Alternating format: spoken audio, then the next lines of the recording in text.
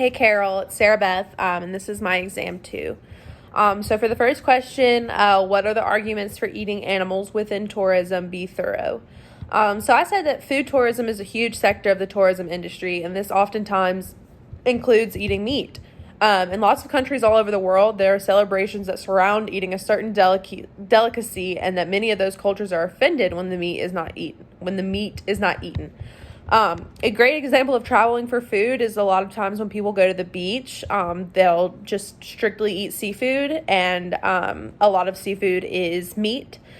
So that will also bring in a lot of money into the coastal area, and so a lot of coastal areas bank on people eating seafood to help them survive their tourism, or survive their whatever.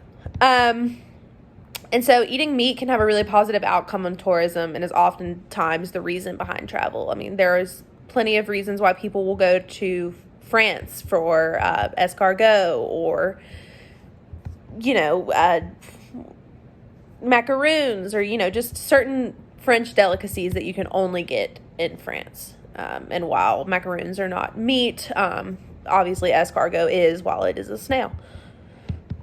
So to argue the other side of eating animals within tourism and how this can be bad, it can have a really negative impact on the environment. Livestock farmers are responsible for lots of environmental problems and also contribute to the largest amount of human-produced greenhouse gas emissions in the world.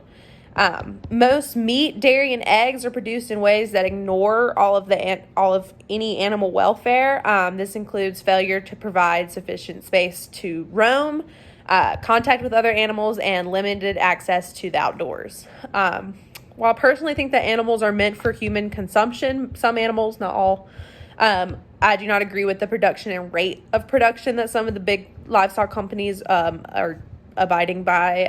They're just pumping it out too fast, and it's just not natural. And this is where a lot of vegan and vegetarian people, their problem comes from, is just by how awful the process is. So moving on to the next category, I chose question 3, which is, in what ways is agritourism beneficial to the farmer and to the farmer's community? So agritourism is simply any activity carried out on a farm that allows the general public to enjoy rural activities. So agritourism is a great alternative way for farmers to make money for them and their community. This type of tourism can include weddings, parties, hunting and fishing, camping, and even musical events. Another huge part of agritourism is petting zoos. If a farmer wanted to introduce a petting zoo, they could charge for admission prices and extras like candy or anything. Or if they wanted to charge to give food to the animals, you could do that as well. This would bring in a whole bunch of tourists for cheap. I mean, it's very cheap for the farmer to do this.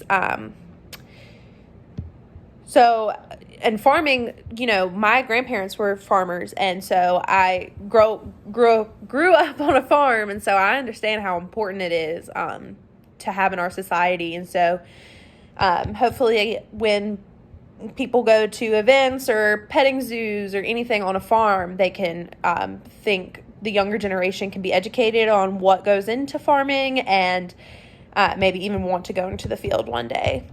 And so lastly, I did the question, describe all of the positive benefits that legitimate sanctuaries provide to the world, and how can you as a tourist know if the sanctuary you are visiting is legitimate?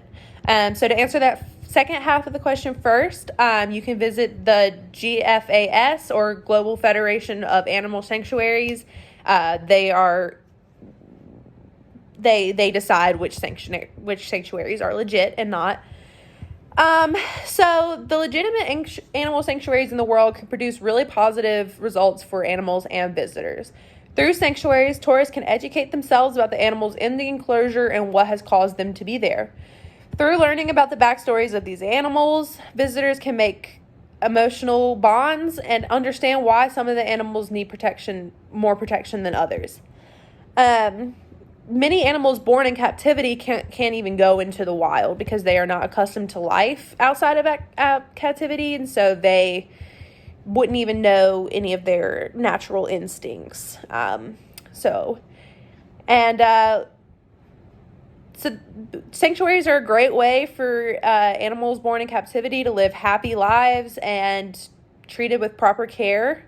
Lots of animals that are brought into sanctuaries are just not doing well out in the wild on their own, and they're brought into the sanctuaries to be monitored and fed and just overall taken care of. And sanctuaries really look out for animal welfare, and I think that they're an awesome thing. Thanks.